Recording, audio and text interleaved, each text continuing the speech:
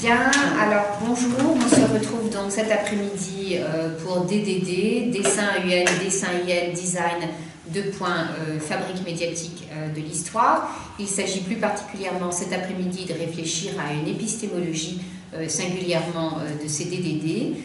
Pour discuter, nous sommes quatre cet après-midi, donc moi-même, ma camarade Antonella Tufano, qui est professeure à l'école d'architecture de la Villette, et puis le collectif d'artistes Iconotexte Artistes Réunis, avec Bruno Théocoli et Karim, si tu veux bien dire Karim Brouillon.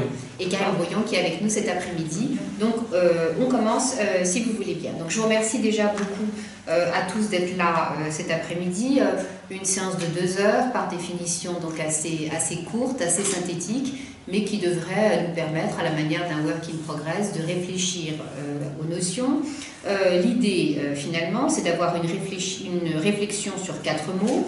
Les mots d'épistémologie, le mot de dessin EIN, le mot de dessin IN et le mot de design, et qu'on essaye véritablement de réfléchir de la façon suivante. C'est-à-dire que l'épistémologie compose, constitue et fabrique, me semble-t-il, à la fois un espace de réflexion et une sorte aussi d'instrument, comme une sorte de foreuse qui permet de réfléchir à la terminologie triple.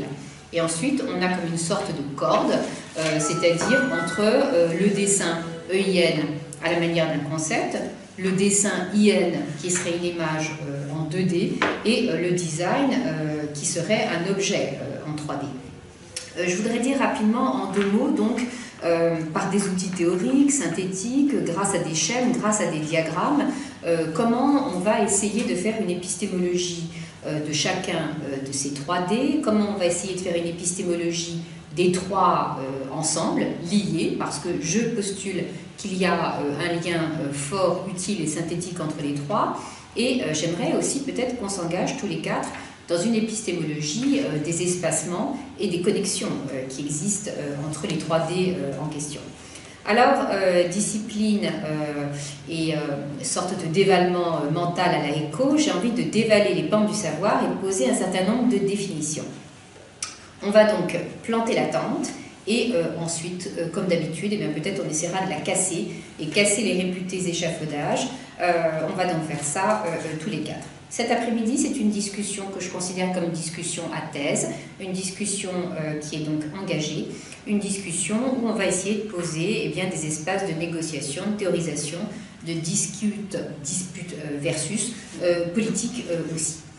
Pourquoi le terme d'épistémologie qui nous retient? D'ailleurs, je dois rendre à César ce qui revient à César. C'est mon camarade Bruno qui a proposé le titre de la discussion de cet après-midi, et c'est un beau titre, cette épistémologie des 3D, parce que cela nous oblige, j'allais dire en live, pendant cette semaine où nous posons véritablement la réflexion, de réfléchir avec la dite foreuse à ce que peut donner éventuellement et ce que peut fabriquer une épistémologie des 3D. Réfléchir une seconde sur cette notion d'épistémologie, en donner non pas une définition, mais une orientation.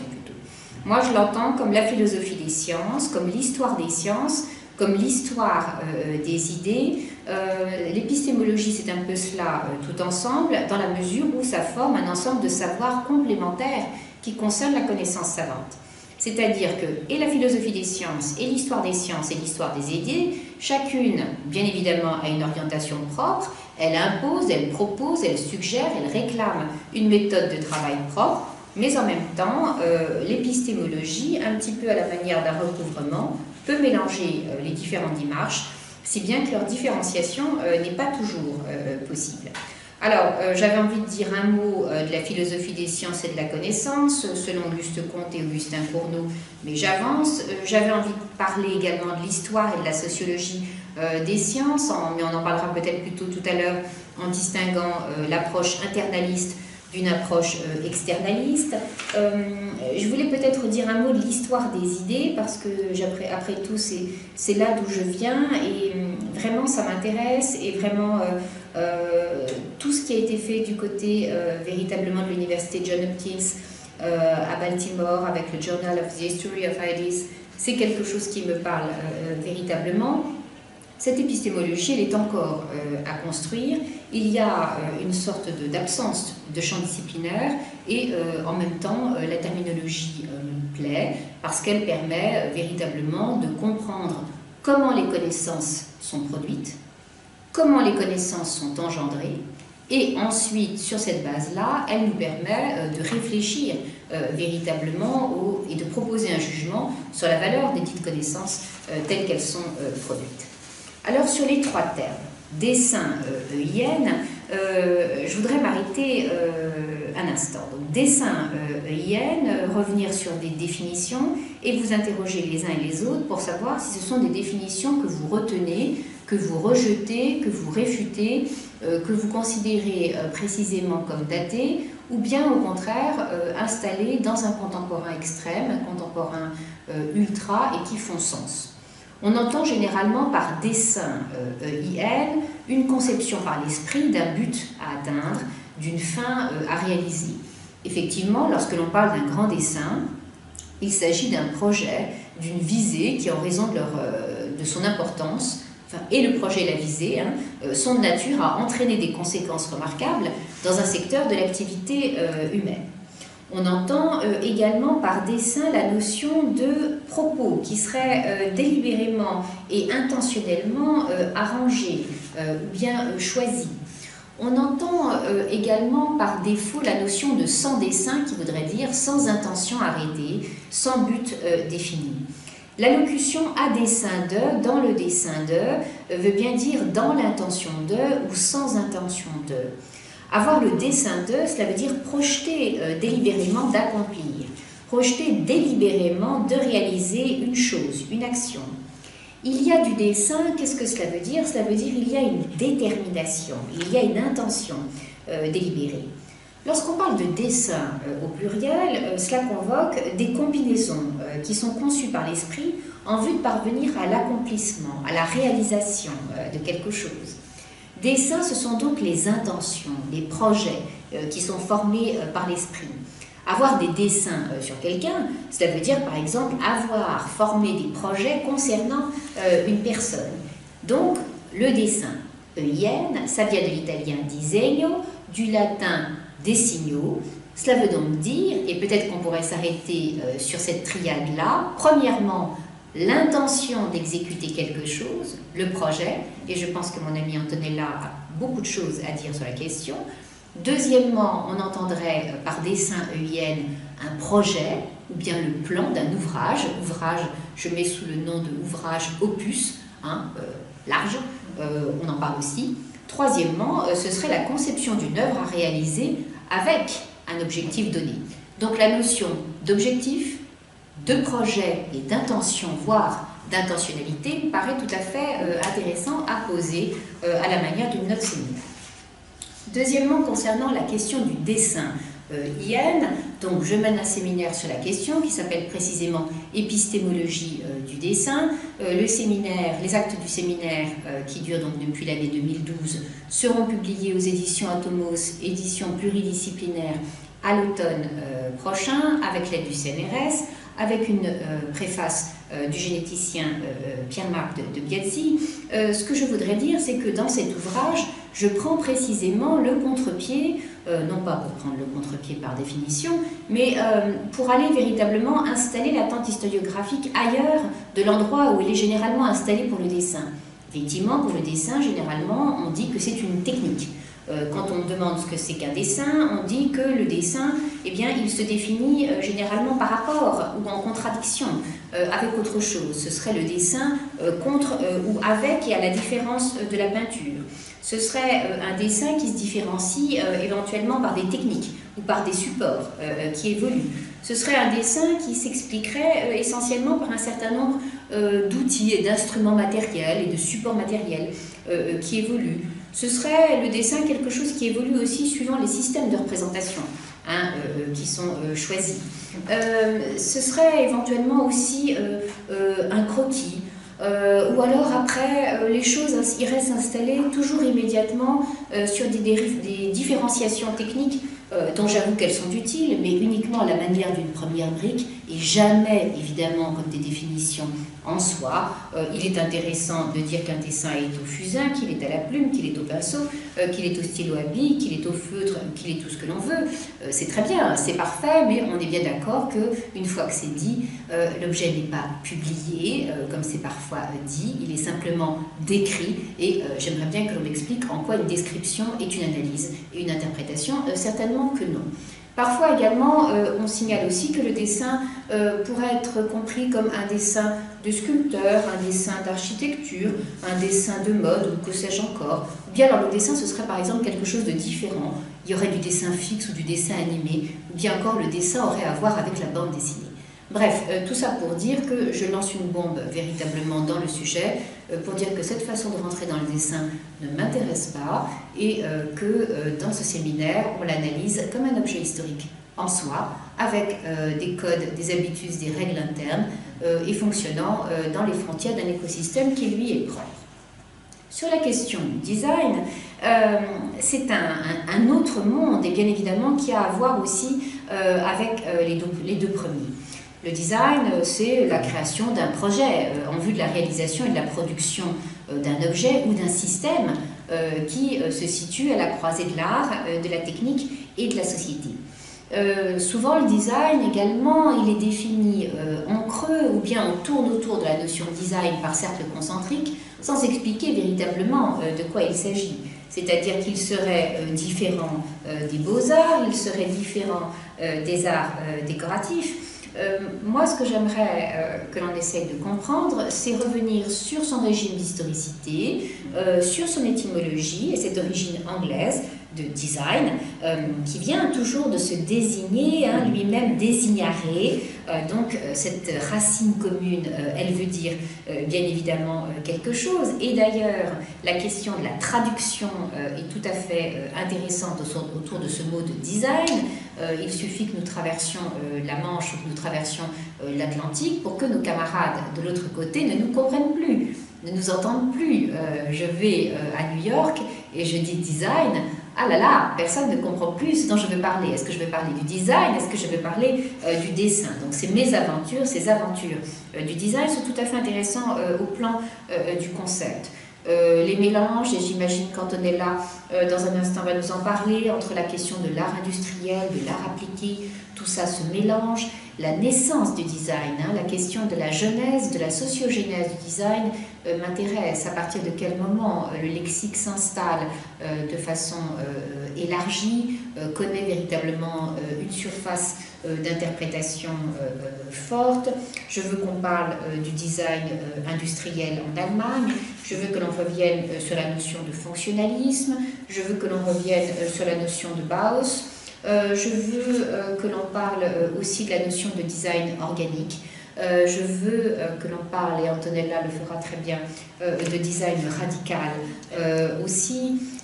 J'ai envie que l'on parle finalement de plein de choses, des agences, des studios de design qui constituent des moyens de médiation, de modélisation et de participation à l'échelle internationale du design.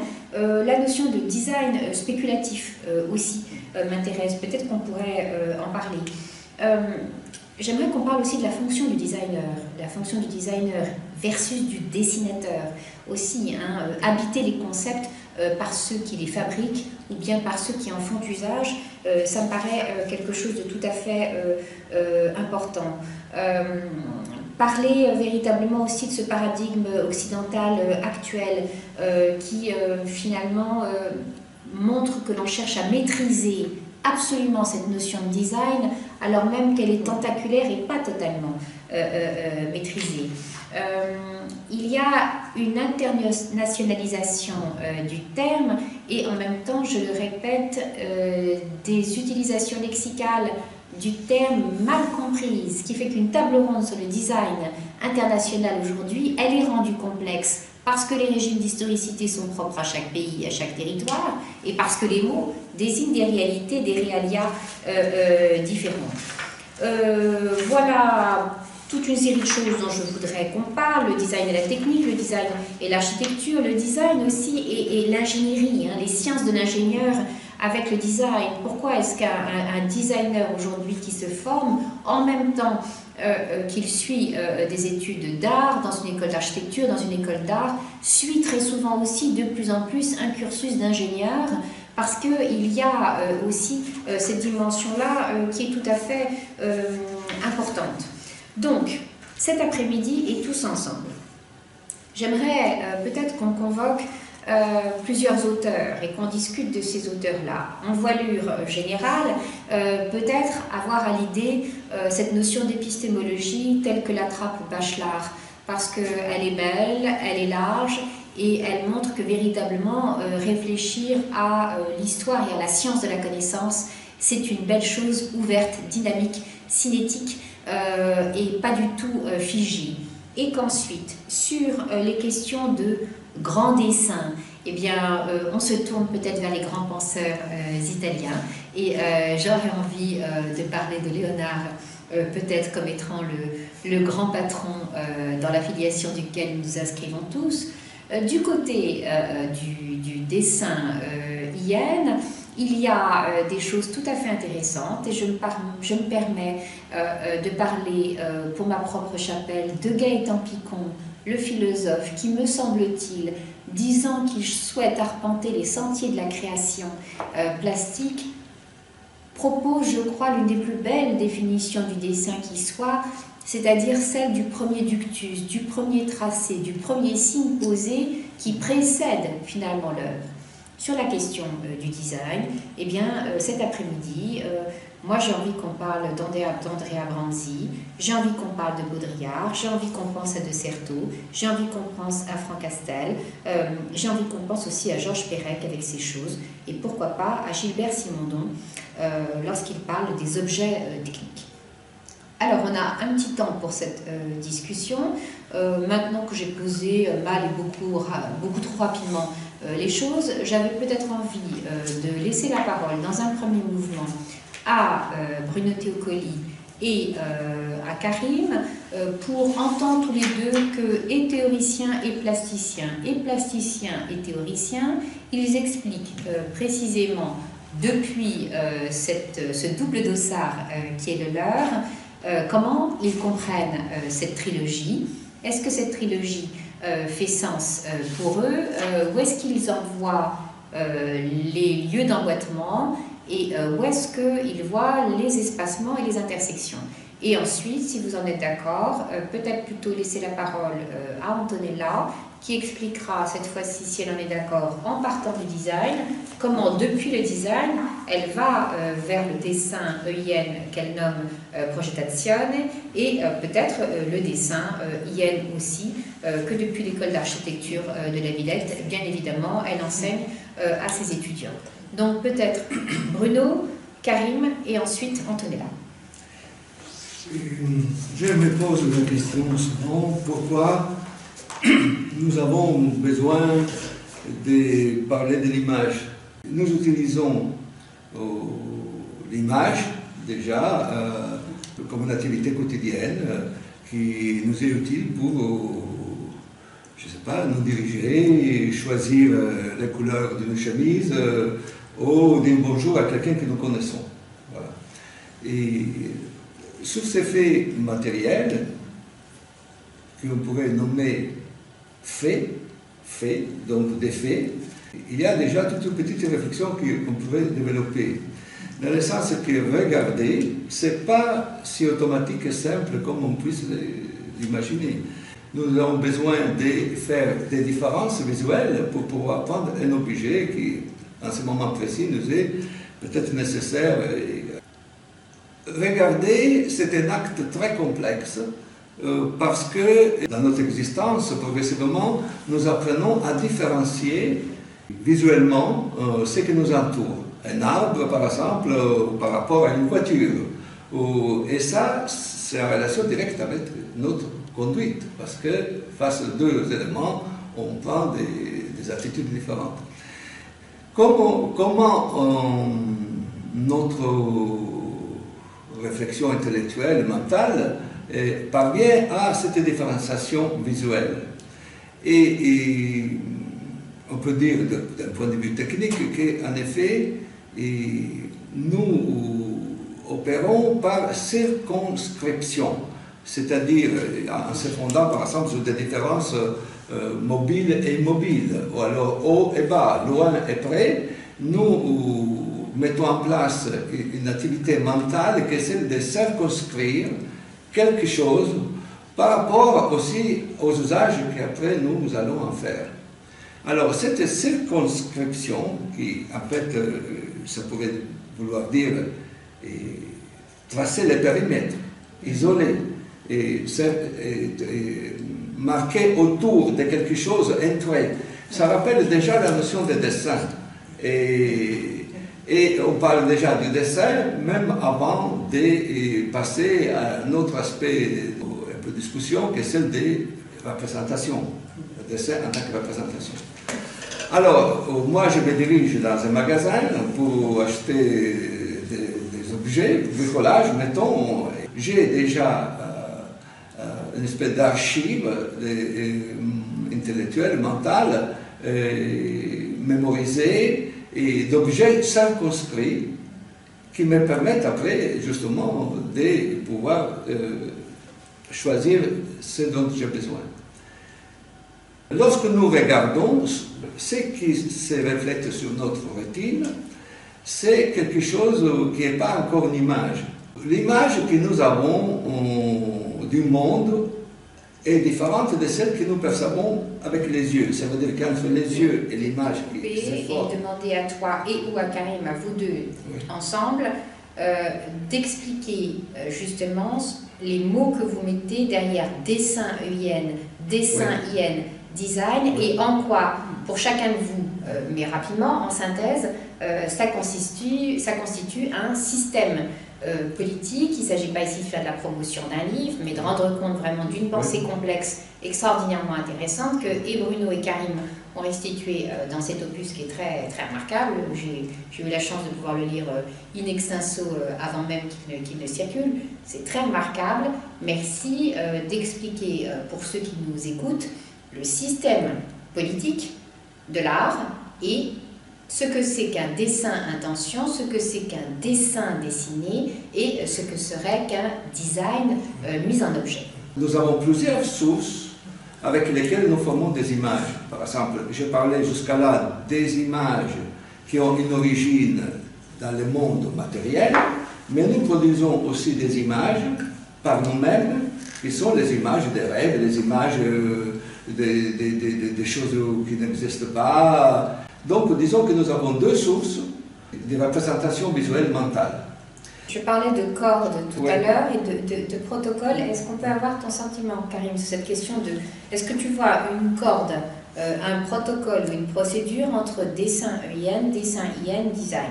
Si je reprends un peu ce que c'est pour nous, en fait, c'est voilà, comment on passe... Mais répondez bien, Mickey. De la réalité, comment on passe de la réalité, donc ce que Bruno a appelé un ensemble de faits, un état de fait, à une abstraction, comment on va être amené par la suite à communiquer, comme disait Bruno, à dessiner, c'est-à-dire à produire un texte sur cette réalité. Voilà. Et donc, la représentation visuelle a ses règles. Et nous, on en a identifié quelques-unes.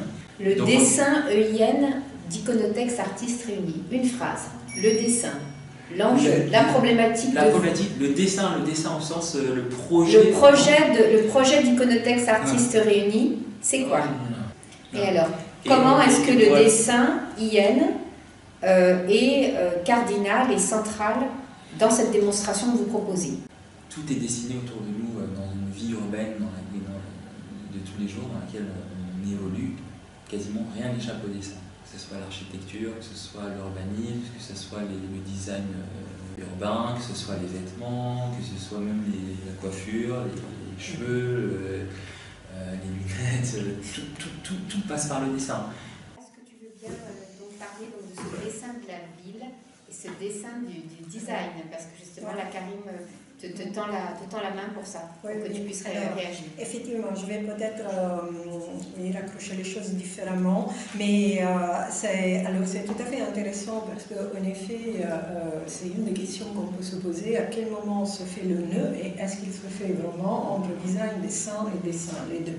Et c'est vrai que si on considère, comme visiblement vous le faites, que le dessin, c'est finalement non seulement la ligne sur laquelle, enfin à propos de laquelle j'imagine qu'on va parler tout à l'heure, mais c'est effectivement aussi l'objet, c'est-à-dire ce qui est délimité, et en plus que ça désigne quelque chose d'artificiel. C'est là où je trouve que c'est intéressant, parce qu'effectivement, on pourrait se poser la question de design et milieu naturel, ou design et environnement, qui a été la grande question qui s'est posée effectivement dans les années 60-70 avec tous les théoriciens du projet, effectivement. Voilà.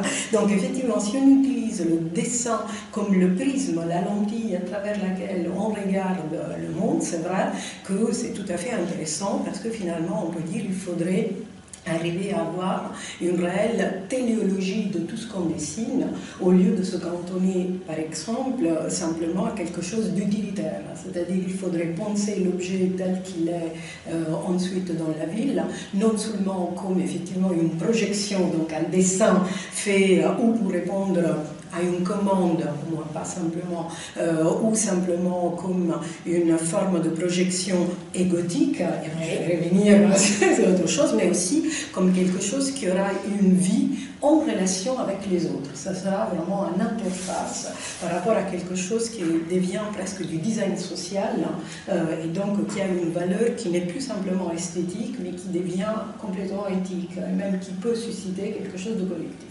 Est-ce que la notion de dessin IN, est-ce que IN, on l'entend bien ou pas d'ailleurs, comme un outil, comme un instrument, ou bien comme une œuvre et un objet à part entière, ou bien est-ce qu'il est éventuellement, et je le pense mais pas toujours, au service du grand dessin qui lui-même peut produire du design. Vous voyez bien, je fais exprès c'est l'idée de cet après-midi, tracer les traits, tracer les lignes primitives entre les 3D.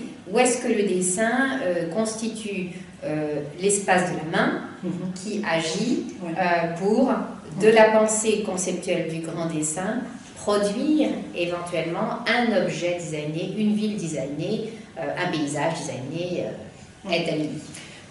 Alors, je garde la parole une seconde et puis je la laisse et puis on va revenir parce que je viens. Voilà. Alors, c'est pas perdre, c'est rester sur la triade. Non, mais justement, mais c'est tout à fait intéressant parce que quelque part il y a c'est vrai qu'on peut toujours laisser les mots flotter, le dessin, et puis le design. Mais c'est vrai qu'à un moment donné, il faut donner ou se donner des points de départ. Et effectivement, tous les théoriciens ne sont pas d'accord, parce que comme tu l'as dit très justement tout à l'heure, par rapport au design, on ne sait pas. Or, en réalité, il existe plusieurs théories du design, et c'est ça le problème, c'est qu'en effet, il faut accepter le fait qu'il y ait des positions qui sont différentes par rapport à ça. Mais une fois qu'on le fait et qu'on l'assume, après, on peut effectivement exprimer les choses. Et donc, en un mot, et je laisserai la parole, c'est tout à fait intéressant ce que tu dis, parce que je considère, et à la suite de grands théoriciens, notamment italiens, qui ont travaillé sur l'histoire et la théorie du design, par exemple Renato De Fusco, Leonardo Benevolo, c'est vraiment les très grands théoriciens, De Fusco surtout, qui a eu 2 fois le Compasso d'or, ce qui est rare pour des théoriciens quand même. Et effectivement, il fixe 2 dates d'origine du design. La première avec l'imprimerie, parce qu'il y donne quelque chose de sériel, la capacité à se répéter de ce dessin qui n'est pas nécessairement fait à la main, parce que c'est effectivement le dessin des caractères.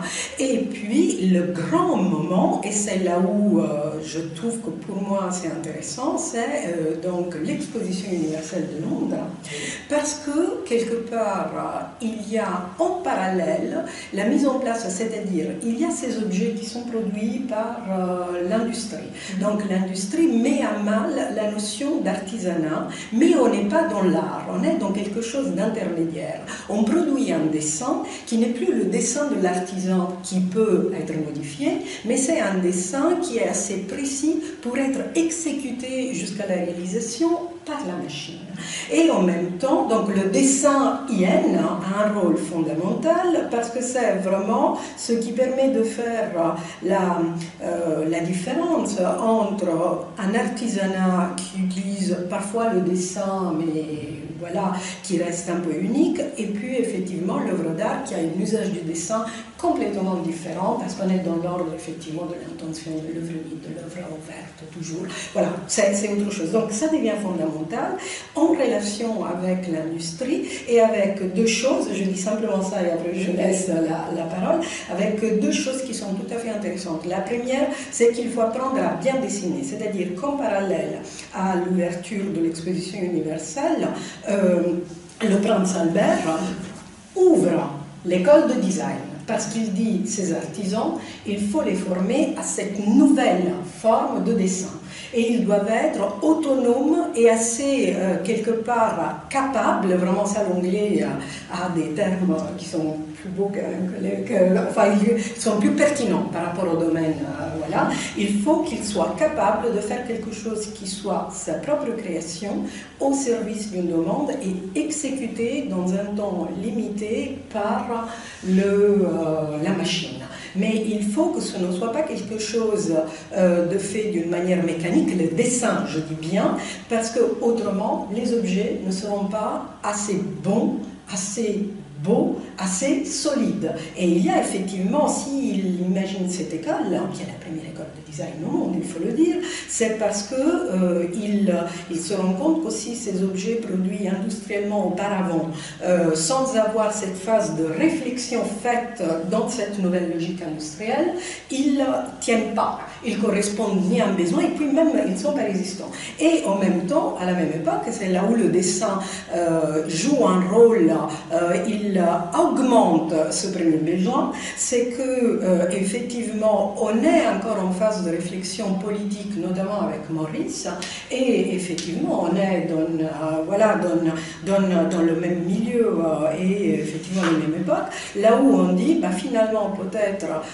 si on reste que dans la machine, on aura quelque chose qui est tout à fait intéressant, qui va être le grand courant quand même du design industriel, mais il faut peut-être réhabiliter le travail de l'artisanat, aller vers une forme de production qui soit peut-être plus limitée, mais qui soit aussi une petite production industrielle, et c'est celle que je trouve finalement a une filiation directe avec le design italien tel qu'on l'a beaucoup aimé à un moment donné, voilà, les petites entreprises qui arrivent à produire quelque chose, qui portent aussi de la recherche, voilà, et du coup cet autre dessin doit être nourri d'une réflexion politique qui est celle que finalement l'ouvrier ne peut pas être plié à la machine, mais il doit lui-même apporter quelque chose qui porte sa subjectivité, de manière quelque part à avoir donc une production qui est vraiment intelligente entre un besoin de production relativement industrielle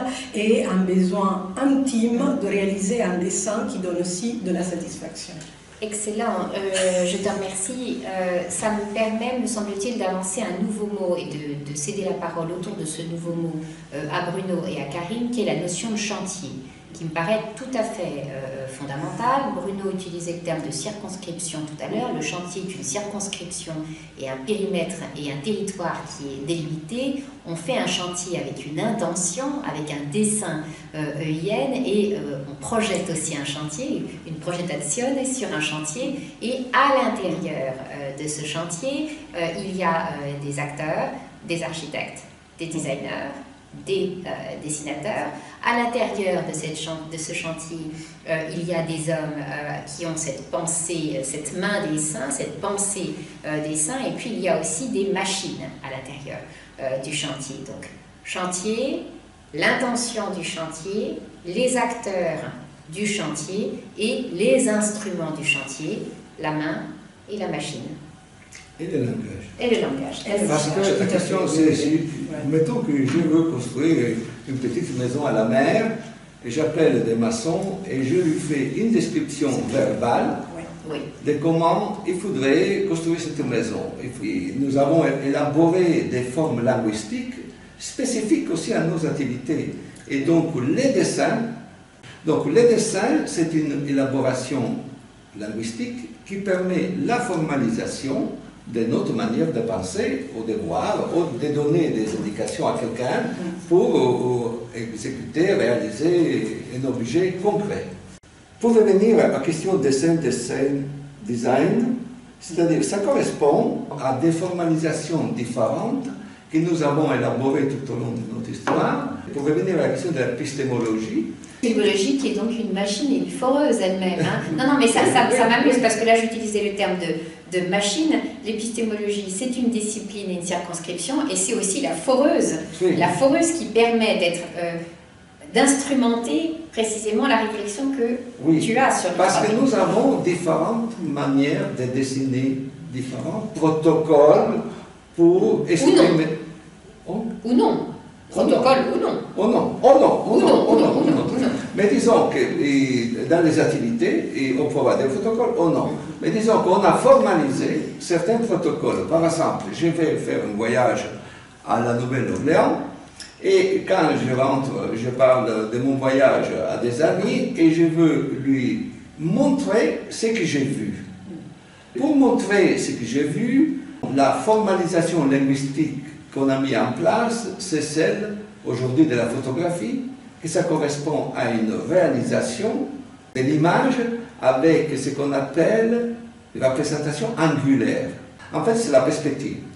Lorsque je veux demander à un maçon de construire je sais pas, une cabane, à ce moment-là, je change le type de formalisation, et donc les dessins que je vais réaliser, c'est un dessin dans lequel les lignes sont parallèles. Et sur ces lignes, je peux transcrire en proportion les distances. Donc nous avons plusieurs formes linguistiques que nous utilisons selon ce que nous voulons montrer ou ce que nous voulons produire. Et d'ailleurs, on pourrait dire montrer et préfigurer.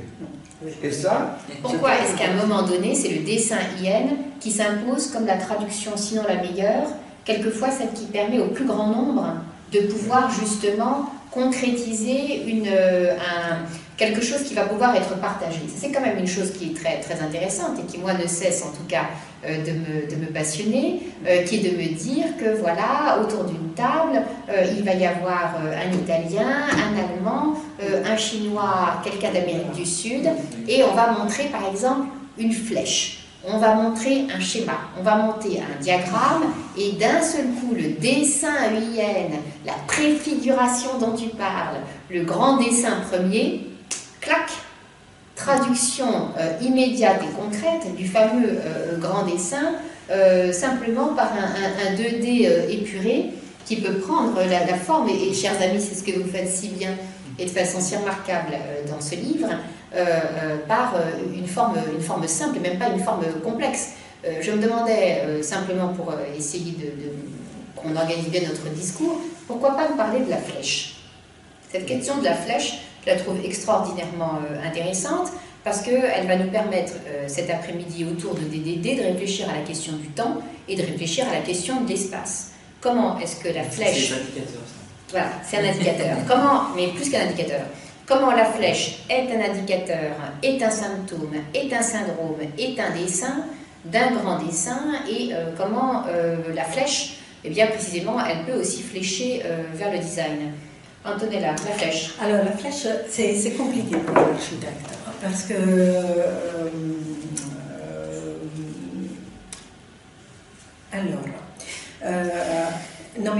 sens où... Est-ce que tu peux donner ta définition de la flèche? Est-ce que tu te sers de ta définition de la flèche? Est-ce que tu te sers de la flèche? Est-ce que tu crois à la puissance de la flèche comme étant, Karim disait à l'instant, un indicateur? Ce serait le premier grand indicateur parce qu'il spatialise l'espace de la discussion, il spatialise le débat, il donne les premières indications, il préfigure tout. Oui, non, mais justement, est-ce que ça préfigure vraiment tout? C'est-à-dire, et là je reviens au terme effectivement de dessin S-E-I-N. C'est là où il y a quelque chose, et je pense que c'est vraiment la différence entre le dessin S-I-N tel que tout l'entend et que là, voilà, on le discute, et puis le dessin spécifique de l'architecte. Parce que en même temps, il y a un paradoxe. D'une part, c'est un dessin qui est beaucoup plus codé, c'est-à-dire on peut dire que le dessin d'architecture ou le dessin du designer est un langage, mais pour le coup, ce n'est pas un langage universel. Il n'y a que finalement, voilà, c'est-à-dire le code finalement est réservé à une exclusivité de personnes qui peuvent le lire. Et d'ailleurs, c'est tout à fait intéressant parce qu'on parlera peut-être après de la notion de dessin et langage, qui est tout à fait intéressante parce qu'elle revient en plus aujourd'hui avec une très grande force. Mais donc, il y a quelque chose d'intéressant que je commence à dire dès maintenant. C'est drôle parce que quand on parle de langage dessiné de l'architecture, il y a le dessin qui est le propre, et puis il y a ce que Bruno Zevi appelle les dialectes architecturaux qui seraient effectivement les formes spontanées et qui correspondent peut-être à des choses comme ça qu'on ne peut pas. Voilà, donc le dessin d'architecture, c'est un code. D'où effectivement la question de la flèche qu'on ne peut voir que effectivement comme un indicateur éventuellement, mais c'est quand même un signe unidirectionnel. Or, et c'est la raison de... Bidirectionnel. Bidirectionnel, bien sûr. Oui, ça va être je bidirectionnel. oui. Mais non, mais c'est... Tu la peux pointer vers où tu veux et elle peut pointer dans plein d'endroits. Oui. Et il y a la première flèche qu'on voit et il y a les flèches en sous-texte qui peuvent voler ailleurs. Tu as tout à fait raison, mais si on prend, alors là pour le coup je vais m'appuyer peut-être sur les rares études qui ont été faites en sémiotique de l'architecture. C'est Umberto Eco qui a fait une sémiotique de l'architecture dans laquelle effectivement il avait un raisonnement qui était assez intéressant, évidemment d'analyse de chaque élément, et plus l'élément quelque part est codé, moins il a de possibilités sémantiques. Du coup la flèche vue vraiment de mon point de vue, c'est quelque chose qui ferme un peu, qui clôt. Même dans l'espace urbain, quelque part, ça correspond d'habitude à quelque chose tout peut. Voilà, c'est une signalétique. Tout va là, mais tu ne peux pas y aller dans l'autre sens. Donc, je la vis comme ça. Et pour revenir au dessin langage et son ouverture, c'est que d'habitude, justement, le propre du dessin d'architecture, c'est que certes, il est exclusif, il est un peu réservé à l'élite. Par contre, une fois qu'on possède les codes, on voit qu'il a des possibilités à la fois d'interprétation et d'évolution qui sont effectivement extrêmement larges. C'est-à-dire une flèche, une fois que tu l'as dessinée, elle restera toujours la flèche dessinée. Le dessin d'architecte, malgré tout, une fois qu'on possède le code, on verra réellement où sont les passages parce qu'il y a les lignes et les points et on voit effectivement comment sont dessinées les porosités et le fait qu'on peut y aller d'un côté à l'autre. Le seuil en architecture, c'est tout à fait passionnant parce que effectivement, tu le dessines pas comme le mur. Pourtant, tu mets un trait, tu mets une ligne. Mais tu sais que ce n'est pas quelque chose qui te bloque, mais c'est effectivement quelque chose qui t'ouvre. Et ce sens de l'ouverture, c'est extraordinaire, parce que c'est tous les possibles qui sont contenus là. Donc voilà, donc c'est pour dire, la flèche, oui, c'est intéressant, mais finalement, vu de mon point de vue, c'est univoque, malgré tout, et ça ferme la politisation du dessin, qu'il s'agisse du dessin à main levée et ou aujourd'hui, de façon à modéliser et massifier, du dessin réalisé par la machine. Est-ce que la machine propose une sorte de mode opératoire intermédial et change la fonction politique du dessin, ou bien est-ce que la machine prolonge, après tout, biologiquement, une main qui, elle-même étant évolutive et ultra-contemporaine, serait simplement donc prolongée par la dite machine. Donc politisation, si parlant de la politisation d'un dessin, on est aussi là quand même pour poser des choses aussi, ça existe et c'est pas des données. Hein. Moi, cet après-midi, je réfléchis pas avec des choses qui sont acquises et hop, on les balaye. Non, on réfléchit et on pose des choses qui font question et qui sont véritablement dans le débat contemporain. En quoi la machine, qu'est-ce que la machine fait au dessin? Qu'est-ce que la machine fait aux designers? Qu'est-ce que la machine fait aux dessinateurs et à tous ceux qui font usage du dessin? Et en quoi cette utilisation de la machine produit des changements graphiques, iconiques, mais aussi politiques? Voilà comment je pose la question.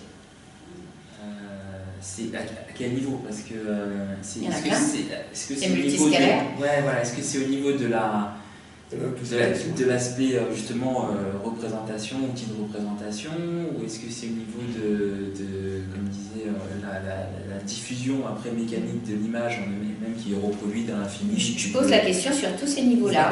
Qu'est-ce que ça change? Je répète, pour le praticien, qu'est-ce que ça change pour celui qui regarde l'image? Qu'est-ce que ça change sur le produit, et j'emploie exprès le terme de produit dessin, qui devient un produit usiné, massifié, et par définition dont les modes et de fabrication, et de circulation, et de médiation, et ensuite de réception, deviennent différents, puisque, entre guillemets, la machine s'est insérée dans le processus créatif. Voilà. Et c'est politisé, parce que tu peux dire aussi, tu peux choisir de dire, moi je veux pas la machine. Moi je veux la machine, ou moi je veux la machine et je ne conscientise pas que je veux la machine est là parce que donc générationnellement je prends la machine. Voilà, c'est ces questions-là qui m'intéressent. Tu n'es pas obligé de dire oui à la machine, tu peux dire non à la machine, ou tu peux utiliser la machine sans avoir conscience d'utiliser la machine, ou tu peux te rebeller contre la machine. Je lance exprès le débat, Antonella va rebondir et c'est pourquoi je pose cette question-là tout de suite, ce retour notamment avec les frères Bouroulec au dessin à la main, qui serait, on va dire, le dessin le plus pur, le plus innocent, le premier ductus sans intermédiation qui abîme ou qui change le dessin, donc ce retour au dessin et donc on va dire l'altération peut-être du dessin par la machine ou au contraire la sublimation du dessin par la machine. Encore une fois, je vais faire une réponse qui est contextuelle. D'ailleurs, tout à l'heure, peut-être je serai plus générale, mais là je vais rester très contextuelle. Effectivement, il y a un changement, et je suis tout à fait d'accord là sur ce qui a été dit, qui porte à la fois sur l'outil, la machine, et aussi, j'ajouterais, sur le support. Parce que quelque part, c'est là où il y a, à mon sens, quelque chose de différent qui se joue aujourd'hui avec l'ordinateur. Parce que c'est ça. Alors, effectivement, on peut toujours considérer, c'est pour ça que je dis je suis d'accord, on peut toujours considérer que le dessin à l'ordinateur, ce n'est que l'extension, quelque part, des capacités du dessin normal. Mais c'est comme si on considérait le dessin SIN simplement comme un outil de retranscription d'un réel qui serait là.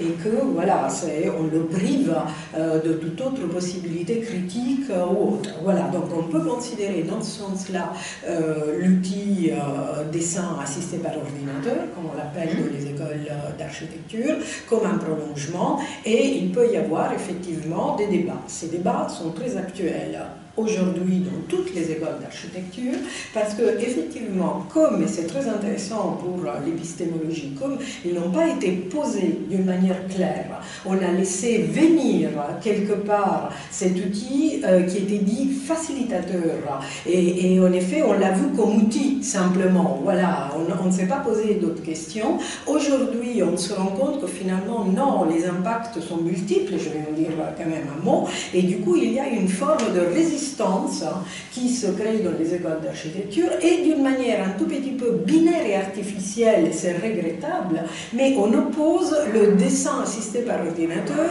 au dessin fait à la main. Et il y a même effectivement des positions qui n'arrivent pas à trouver finalement une solution de continuité, un accord, quelque chose. Mais le problème est lié effectivement au fait qu'on fait confusion entre le dessin outil et le dessin qui porte le dessin. Et c'est là où il y a le problème, parce qu'effectivement, si on est simplement dans le dessin de retranscription, je l'ai dit, il y a des choses qui n'ont pas été évoquées, elles sortent aujourd'hui, et d'ailleurs sont surtout d'ordre technique.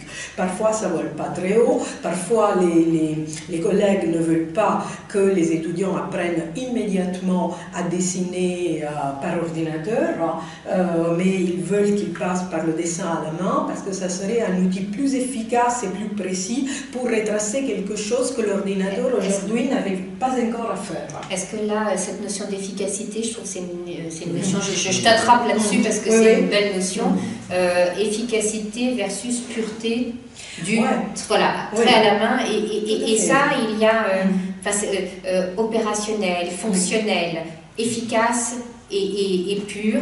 Voilà. Est-ce que tu veux bien aller plus avant sur ces questions-là, parce qu'effectivement le débat il est très binaire et très oppositionnel, et comme tu l'as dit souvent, ça vole pas très haut. Ce serait magnifique, pur, innocent et somptueux sitôt que c'est la main, et sitôt que la machine satanique arriverait, on ne se trouverait que dans un caractère fonctionnel et opératoire. Voilà. Alors effectivement, c'est quelque part. Alors, mais ça, c'est quelque chose qui est non dit.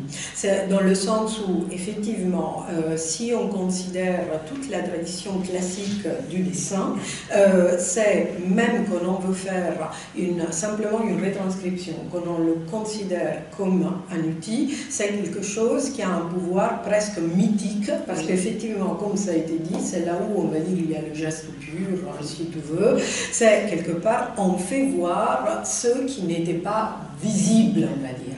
Ça, et donc on offre quelque part une interface d'échange et qui a effectivement ce qu'on a évoqué tout à l'heure, quelque chose qui est immédiatement reconnaissable pour tout le monde. Mais c'est à la condition d'être dans un processus imitatif. Et j'insiste par rapport à ça parce qu'effectivement c'est là où il y a, et ça c'est peut-être ce que tu sous-entends quand tu dis le geste pur, il y a aussi une autre idée qui est liée au dessin et au projet, c'est qu'effectivement on ne peut pas faire autrement qu'à la main, parce que le premier geste de ce projet, ça serait le croquis, et le croquis porte cette pureté, quelque part, cette intuition qui se réalise, qu'aucun ordinateur n'arrivera jamais à posséder ou imaginer. Donc effectivement, là, il y a toute une série de choses.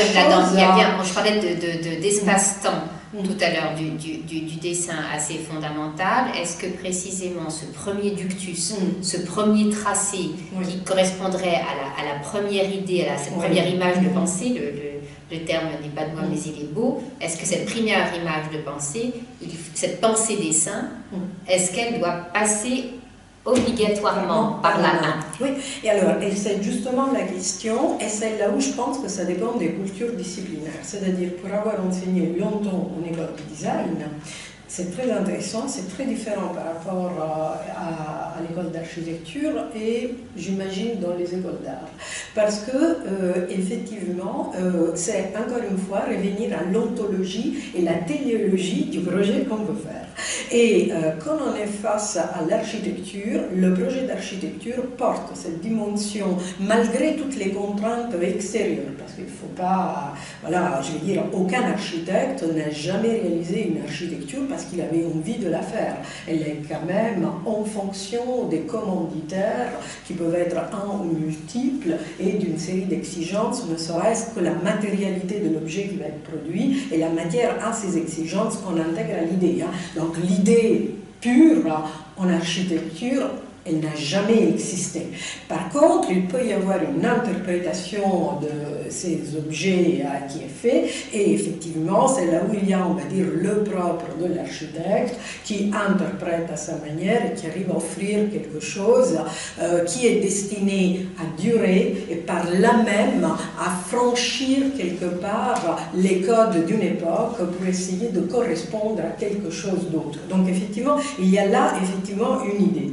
Et pour ce faire, c'est vrai que probablement, au démarrage, dans une architecture conçue de cette manière-là, le dessin à la main a, comment dire ça, a presque une facilité, a presque une évidence. Oui. Voilà. Par contre, en design, c'est très différent. Et après, ça dépend aussi des générations et de la maîtrise. Parce que l'ontologie du projet, ce n'est pas la vision individuelle quelque part qu'on donne, mais c'est la réponse à un nombre de contraintes extrêmement important. Et c'est vrai que dans ces cas-là, même s'il y a évidemment un apport original, parce que je ne suis absolument pas en train de dire que les designers exécutent simplement, de toute manière, mais les méthodologies effectivement qui conduisent de la lecture du cahier de charge à l'émergence du premier dessin, elles sont finalement extrêmement codées, et pour répondre à ces codes et ces critères, c'est parfois plus facile de le faire avec un dessin qui est à l'ordinateur. Et moi je l'ai constaté, il y a vraiment deux postures qui sont très très différentes dans les deux écoles, et voilà, c'est lié je pense vraiment à la posture face à laquelle, enfin la posture qu'on adopte face au projet qu'on doit réaliser. Et donc ça dépend de l'ontologie du projet, et puis surtout de sa téléologie, à qui il est destiné, parce que petite chose, et c'est vraiment sur le dessin et ses possibilités, c'est que le dessin à la main et le dessin d'architecture, il reste ouvert aux différents intervenants, y compris en phase de chantier, enfin avant le chantier déjà les validations, ensuite en phase de chantier, et c'est fondamental, il continue à changer, et globalement le projet fini, ça n'a plus rien à voir avec le projet qui était là au démarrage. Et c'est assez intéressant parce que du coup dans ces phases-là, il y a quelque chose qui se passe et qui est évolutif. Malgré tout. Tandis que dans le design de designer, on a certes une phase de modification au préalable, mais une fois qu'on est en réalisation, c'est figé. Le dessin ne va plus bouger. Et dernière chose, parce que c'est trop joli, c'est Mario Brusatin dans l'histoire de la ligne qui dit que la vraie différence, quelque part, il tient à cette ligne qui, dans l'architecture, est celle de la maison, qui évolue, y compris avec les usages, et qui, dans le design, est celle du navire. Une fois qu'on a dessiné le navire, surtout la coque, on ne peut plus le bouger, autrement que l'eau. Voilà. Est-ce que, et je pense que c'est et je te remercie beaucoup pour ce développement, tout à fait passionnant, c'est une belle transition qui m'est offerte pour donner la parole à nos amis des iconotextes artistes réunis sur la question des intentions et du résultat. Et comment, autour de l'intention, se manifeste la triade DDD et comment il y a une matérialisation de la triade DDD dans le livrable, dans la livraison. Je pense qu'on n'a pas assez insisté, personnellement, pardonnez-moi, mais j'ai envie d'angler les choses de cette question-là sur l'espace-temps de la triade. Hein? Une intention, le grand dessin, un résultat. Au milieu, tu as vu une petite chose qui bouge tout à l'heure à montrer peut-être éventuellement. Au milieu, dis quoi? Au milieu, il y a précisément le trajet. Et moi, j'aimerais qu'on parle du trajet entre l'intention et le livrable. Et ce trajet, il se passe dans la circonscription du chantier. Et je voudrais savoir l'évolution du dessin intentionnel tel qu'il évolue sur la feuille de papier et ou ailleurs, sous sa forme dessinée, et comment ça produit ensuite, et c'est la première fois que je crois qu'on va utiliser le mot cet après-midi, un design graphique. Éventuellement, c'est encore une autre question, mais à ce que je sache, on n'en a pas parlé, elle est pourtant intéressante. Donc, dessin, EIN, intention, trajet génétique de la feuille, livrable in fine d'un design graphique. Alors, donc nous poursuivons notre discussion entamée samedi dernier, tous les quatre, pour pratiquer une épistémologie de DDD, c'est-à-dire du dessin EIN, dessin IN, design. Et si vous vous en souvenez, à la fin de la conversation que nous avions eue à la Sorbonne la semaine dernière, j'avais proposé qu'on réfléchisse à deux fois trois couples qui me paraissaient tout à fait intéressants, et je pense que c'est intéressant qu'on y revienne aujourd'hui un peu plus dans le détail. J'aimerais avoir votre sentiment à chacun là-dessus, et qu'on voit tout simplement aussi si ces couples en question font valeur. Je les avais sortis comme ça en vous écoutant, et en les reprenant une seconde ce matin en vue de la discussion de cet après-midi. Je me suis d'ailleurs dit que je ne les mettrais pas forcément dans ce sens-là, mais c'est pas grave, c'était sorti dans l'impulsion de la discussion de la semaine dernière, donc je le maintiens comme ça, et on verra précisément s'il y a d'autres diagonales, d'autres obliques à créer. Si vous vous en souvenez, je vous avais proposé qu'on réfléchisse collectivement, première triade, au rapport entre théorie et pratique, usage et fonction originale et multiple, ça c'était la première triade, et ensuite, deuxième triade, il s'agissait de réfléchir à progrès versus réaction, à heuristique versus ontologie, et à beau versus utile.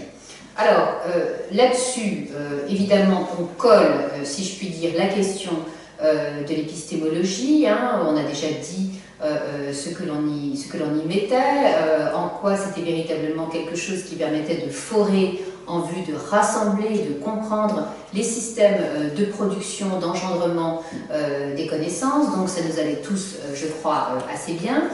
Pour rentrer du côté de la triade numéro 1, en y réfléchissant une seconde ce matin, et je pense que c'était dans notre impensé à tous, théorie et pratique, évidemment, ça appelait tout de suite la thèse de Kant dans les fondements de la métaphysique des mœurs. En tout cas, lorsque j'ai soulevé la question, c'est cela que j'avais à l'esprit, à savoir que chez Kant surgit un sens de pratique qui ne se recoupe pas directement avec celui qui surgit dans le texte de 1793 et qui est fortement lié. Donc je voulais véritablement bien que l'on réfléchisse à la notion de philosophie pratique et de pratique de la théorie chez Kant. C'était peut-être une première entrée dans le sujet. Concernant la notion et le tandem d'usage et fonction, moi j'aurais bien peut-être plutôt proposé usage, fonction et forme, ce qui nous permettait de réfléchir à quelque chose de relativement intéressant et de convoquer tout de suite le design avec Stark en personne, pourquoi pas, peut-être en réfléchissant avec lui et avec d'autres aussi aux notions de fonction d'usage, aux notions de fonction d'estime et aux notions de fonction esthétique. Concernant la notion d'original et de multiple, pour préparer la séance d'aujourd'hui, je regardais un peu plus dans le détail ce que proposait Michel Melot sur cette question-là et qui m'intéressait dans la mesure où il pose la question du multiple véritablement comme un objet paradoxal. Il réfléchit à l'histoire du multiple, il réfléchit aux différentes lois qui différencient le multiple de la copie. Copie n'est pas multiple, effectivement. Et la question du multiple qui, par définition, prend une extension, un intérêt, une dilatation tout à fait intéressante à l'heure du web. Donc ça, c'est une affaire qui me paraît tout à fait fondamentale dans la mesure où on est bien d'accord que si l'on part de l'original jusqu'au multiple, eh bien on s'aperçoit que le multiple, loin d'être une copie, est une œuvre originale qui peut exister en plusieurs exemplaires. C'est cette notion de exemplaire, exemplum, exempla, dont on a déjà parlé la semaine dernière, qui peut être tout à fait évolutif grâce à des techniques différentes, avec des tirages limités. Donc on se trouve aussi face à la notion de tirage, face à la notion de copie. Il me semble que toutes ces questions-là sont relativement intéressantes. Deuxième triade, c'était la question du progrès et de la réaction. Là, j'étais contente de relire un article d'un excellent camarade qui est professeur à l'université de Dubaï. Il s'agit de mon ami William Geresh, qui avait proposé un article, et je m'en suis souvenue, je l'avais oublié, qui s'appelle « Le progrès en Occident au XXe siècle, perspective de recherche », un article de 2003.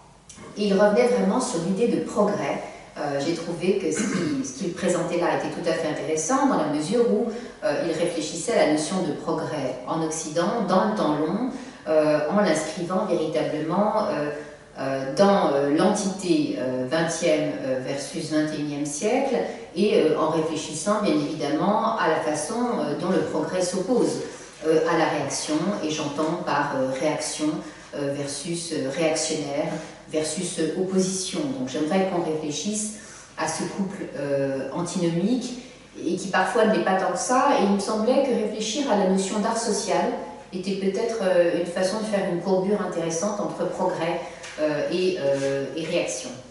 Après, qu'est-ce que je proposais? Ah oui, c'était heuristique et ontologie. Alors ça me plaît beaucoup. Je parle souvent de méthode heuristique d'une façon générale. Pourquoi? Parce que si on rentre dans la première acception, c'est vraiment ce qui sert à la découverte. Et ça, j'allais dire, ça m'enchante. Ça m'enchante, cette idée de découverte. Elle est belle, elle est ouverte, elle est exploratoire. Donc réfléchir à cette heuristique, ça me plaît, et réfléchir à l'ontologie, ça me plaît aussi, dans la mesure où, en tout cas à poser le curseur du côté d'Aristote, ça correspond véritablement à la partie de la philosophie qui a pour objet l'étude des propriétés. Donc cette question de propriété, elle me paraît aussi intéressante par rapport à notre débat du jour. Ensuite, le dernier couple, alors c'était le beau dans l'utile. Alors le beau dans l'utile, c'est l'ADN des arts décoratifs. Je ne suis pas là pour en faire la promotion, c'est pas du tout la question.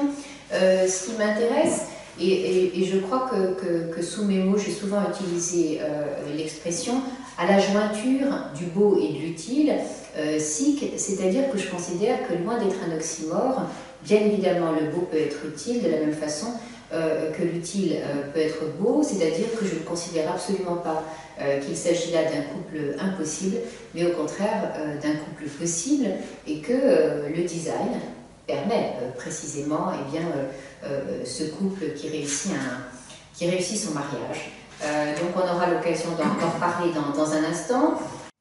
Ok, très bien. Alors moi je propose maintenant, avant de relancer la discussion commune, mais de laisser la parole à mon ami donc Antonella Tufano, qui fait donc ce très beau petit opus que je présente en une seconde. Donc faire des projets, fabriquer des projets, la démarche de projet comme outil de recherche, art, architecture et design. Et c'est vrai que c'est autour de la très belle notion de projet, de projetation, qu'on a fait connaissance toutes les deux.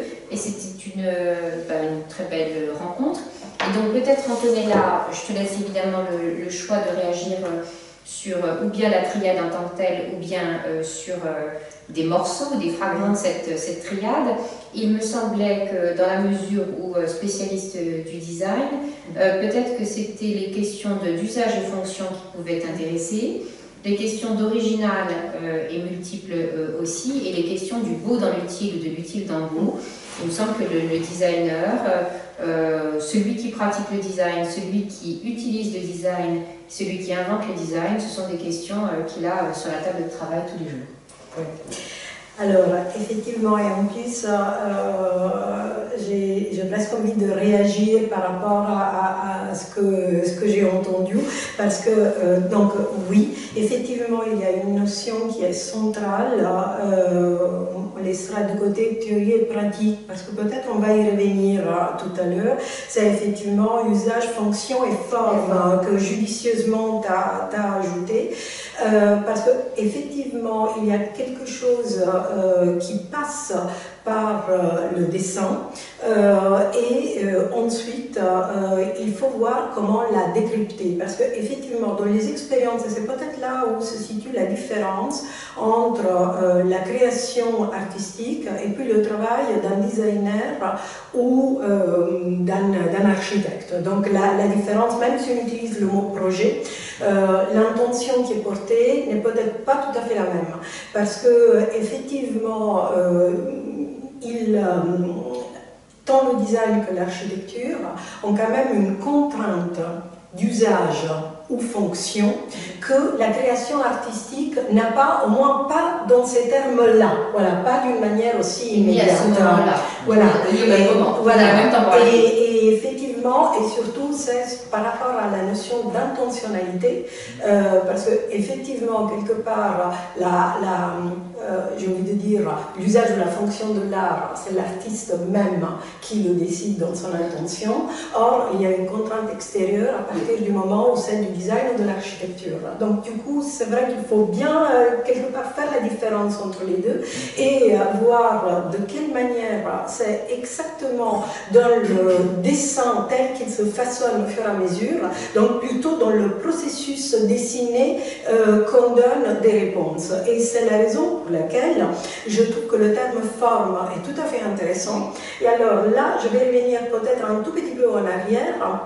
Et c'est quelque chose sur laquelle on peut revenir tout à l'heure, qui fonde un tout petit peu la valeur du design en tant que forme effectivement de connaissance ou de savoir, c'est-à-dire pour s'approcher d'une notion d'épistémologie. Quand on regarde les travaux qui ont été faits au début des années 80, fin des années 70, c'est tout à fait intéressant parce qu'on fait sortir le dessin, y compris le dessin d'architecture, de son statut de dessin artistique, d'œuvre unique, originale, et on lui donne une valeur qu'il est possible de décrypter. Et non seulement on peut décrypter chaque élément, chaque phase et puis chaque élément du dessin, et c'est tout à fait intéressant parce que à partir de là, on se rend compte qu'il y a un langage qui est en train de se construire par rapport à ce dessin spécifique, qui le fait sortir un tout petit peu de celle qui avait été la logique effectivement de l'art ou de la recherche classique, c'est-à-dire dire par l'écrit, qui est un langage qui sait, je vais dire qui est connu depuis longtemps, sur lequel il y a des recherches, et il y a une notion qui est celle de conformation qui est considérée comme un autre langage, on va dire plastique ou volumétrique, qui porte autant de signes et de valeurs décryptables que les traits qui se retrouvent dans l'écriture. Et c'est vraiment pour revenir aussi à cette notion de graphéine que tu as évoquée la semaine dernière et qui en effet permet de mettre ensemble le dessin et l'écriture. Et c'est à partir de là, donc si on donne effectivement une capacité à lire dans chaque étape du dessin, on se rend compte que c'est un processus effectivement de langage, de transmission de quelque chose, là où finalement il n'y a plus tellement de différence entre le beau et l'utile. Parce qu'en effet, les deux vont ensemble et c'est dans cette solidarité qu'on arrive à avoir un dessin qui est parfaitement, comment dire, original dans son intention. Et c'est là où il y a vraiment un décentrement total par rapport au dessin, effectivement, peut-être artistique. On est dans une logique différente, on sait qu'on a quelque part cette capacité-là. Et donc finalement, j'ai envie de dire, la question du beau et de l'utile, je l'écarte parce que de ce fait, elle est incluse. Il n'y a plus de séparation. Si on arrivera effectivement à envoyer un message, on aura automatiquement quelque chose qui correspond aux deux. Pareil, on finit avec le paradoxe de se dire que l'original n'existe plus. Il existe, tu avais tout à fait raison de le souligner la semaine dernière, quelque chose qui est de l'ordre de l'origine, donc originel, mais ensuite c'est à la fois en se faisant et même en se répétant que l'objet acquiert, y compris l'architecture, sa valeur. Et puis par rapport à usage, fonction et forme, c'est dans cette capacité plastique, de cette conformation, que quelque part l'architecture et le design peuvent acquérir vraiment leur, je ne veux pas dire lettre de noblesse, mais là je n'ai pas de meilleure expression qui me vient, mais leur légitimité à exister, voilà, en tant que, leur légitimité à exister, parce que quelque part, la question de l'usage et de la fonction là aussi, elle n'est plus disjointe, dans le sens où on pourrait dire « Ah, mais finalement, il faut répondre à une contrainte qui est effectivement dans un cahier de charge dont on a parlé la semaine dernière, et puis ça reste là l'écrit, et la forme ne fait qu'obéir quelque part à ce langage du cahier de charge, tandis que la notion de conformation, j'insiste, qui est très travaillée par les sémioticiens et les sémiologues à la fin des années 70, oui. Même Umberto Eco, oui. Il le fait, permet quelque part d'être l'instrument propre de traduction spatiale de tout ce langage. Et donc, on a vraiment le projet qui prend sa forme dessinée et qui est elle-même un langage. À partir duquel on peut travailler. Et donc, ces binômes qu'on pose, finalement, ils sont intéressants, mais dans leur dialogue, jamais dans leur séparation. Et effectivement, je pense que c'est un peu l'objet de la discussion. Voilà. Des couples en anneaux. Enfin, d'abord, il y a 2 paquets de 3, et ensuite, je vois bien des anneaux et à redistribuer dans plein de sens différents. Et vraiment la dernière chose, c'est vrai qu'à un moment donné, j'ai remarqué que au début des années 2000, il y a eu beaucoup de philosophes qui se sont penchés sur l'usage qui devait être la manière d'anoblir l'objet. Et c'était peut-être nécessaire à cette époque-là, notamment en France, pour effectivement trouver quelque chose qui, encore une fois, qui construise la base théorique pour l'existence de l'objet, peut-être aussi pour établir une forme de critique par rapport effectivement à l'objet, on va dire, inorganique, artificiel. Voilà, c'était nécessaire, mais finalement, c'était dépassé. Je pense que c'était vraiment un moment nécessaire. Je pense que si on est dans cette logique, on peut effectivement trouver des liens entre tous les binômes qui sont proposés à la discussion. Bah, super. Je vous remercie. Moi, j'avais envie maintenant qu'on engage la discussion collectivement sur la grande question en fait de DDD, mais là le centrer sur le dessin, et c'est en vous écoutant tous les trois que ça surgit comme ça, peut-être de façon assez rapide et sans fonctionner de façon annulative des uns par rapport aux autres, mais voir en quoi vraiment les termes que je choisis sont utiles ou pas utiles. Est-ce que le dessin est un langage historique? Est-ce que le dessin est une traduction historique? Est-ce que le dessin est un discours historique?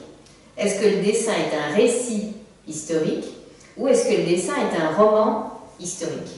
Et ça, il me semble que finalement, c'est à vous écouter là et en réécoutant mentalement, parce que je n'ai pas visionné nos débats de la semaine dernière, mais en y repensant en tout cas à ce qu'on a dit, j'aimerais bien avoir votre sentiment là-dessus.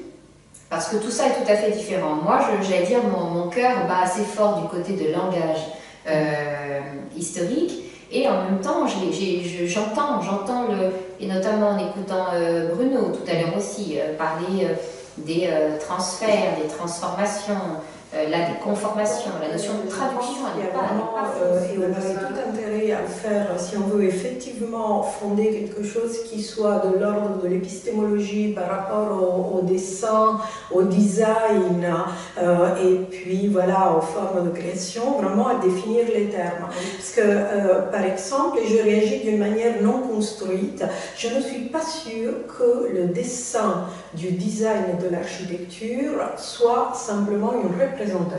Et on pourrait, et vraiment j'ai une vraie distance par rapport à ça, parce que autrement ça voudrait dire, et c'est pour moi une vraie fiction intellectuelle, ça voudrait dire que la maison que je dessine correspond effectivement à mon intention. Or, dans le design et dans l'architecture, ce n'est finalement qu'une étape de quelque chose qui existera d'une manière radicalement autre. Donc, j'ai vraiment une difficulté conceptuelle à dire que le dessin est une représentation. Dans le sens, c'est pour moi vraiment autre chose. C'est effectivement, c'est une construction en soi, un langage en soi, et du coup, de ce fait, comment dire, son ontologie et sa téléologie, elle est vraiment... il y a aussi de la représentation, mais il n'y a pas que ça. Non, voilà, une représentation acculturée. Voilà, et qui se prolonge. C'est tout, mais ça, on a... C'est un autre sujet. Alors. Voilà, c'est un autre sujet, mais là, quand même, j'ai envie de réagir. Parce qu'effectivement, il y a quelque chose de très spécifique et que j'entends d'une manière non dite, d'une manière claire, c'est effectivement le dessin est aussi une forme de connaissance comme l'écriture. Et ça, c'est parce que c'est très intéressant. On parle toujours des théories qui ont été construites par les sémioticiens ou les sémiologues, c'est-à-dire des personnes qui ont une culture littéraire. Mais c'est vrai aussi que, et on pourrait en discuter, voilà, mais on pourrait en discuter, mais il y a aussi, en même temps, des théoriciens anglais et américains qui effectivement fondent ce même sens de la connaissance et du décryptage à partir de ce qu'il appelle le modeling. C'est pour ça que j'ai parlé tout à l'heure de la conformation.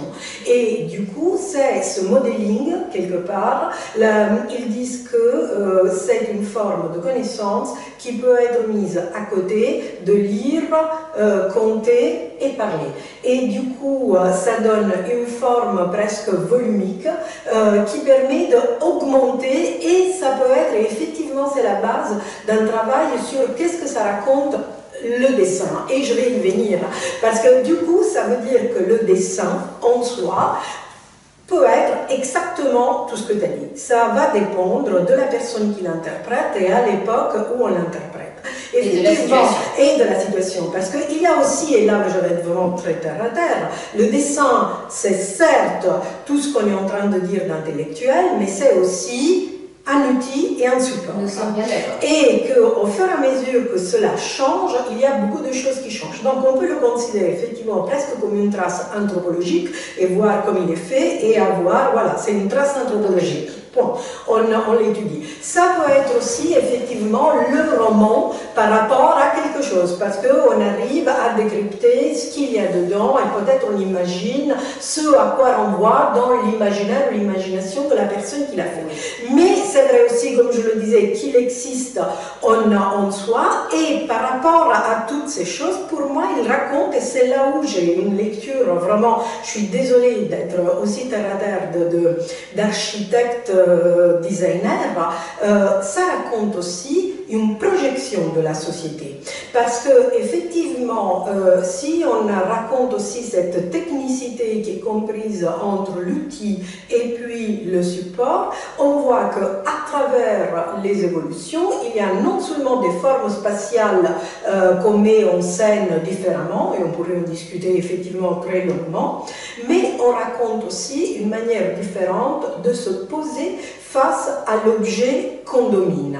Et on voit comment, au fur et à mesure, c'est très paradoxal, mais au fur et à mesure qu'on a des outils techniques de plus en plus performants, on va vers des formes de naturalisation de ce langage. Parce que, je vais faire un exemple extrêmement basique, la perspective sur laquelle on pourrait discuter effectivement longtemps, c'est finalement une forme parfaitement, une forme d'artificialisation de l'espace. Oui. Et on le fait avec des moyens finalement assez rudimentaires, qui sont effectivement une construction géométrique maîtrisée, mais bon, on pourrait dire assez basique. Et paradoxalement aujourd'hui, et c'est là où je pense qu'il y a quelque chose à étudier vraiment dans ce propre du dessin qui est lié à la technicité de sa fabrication, avec les outils numériques, on va vers quelque chose qui n'est plus de l'ordre de la représentation, qui est de l'ordre de la simulation, donc déjà on change complètement de registre, qui finalement n'a plus besoin du trait, et même, j'ai envie de dire, n'a plus besoin du support bi, il peut être pensé immédiatement dans un espace noir et créé comme une forme directement originale. Et de ce fait, on est presque près de la manière, on va dire, naturelle d'imaginer, de donner forme effectivement à l'espace, aux objets, plus que donnent les formes classiques qui étaient effectivement quelque chose d'assez artificiel. Donc je pense qu'il y a là une vraie inversion et du coup je pense que c'est vraiment une forme de projection et c'est pour ça que j'esquive, mais pas vraiment ta question, c'est pour dire c'est encore autre chose. J'ai pas compris l'inversion, c'est plus l'outil est perfectionné et plus tout doit être dans un système naturel de création.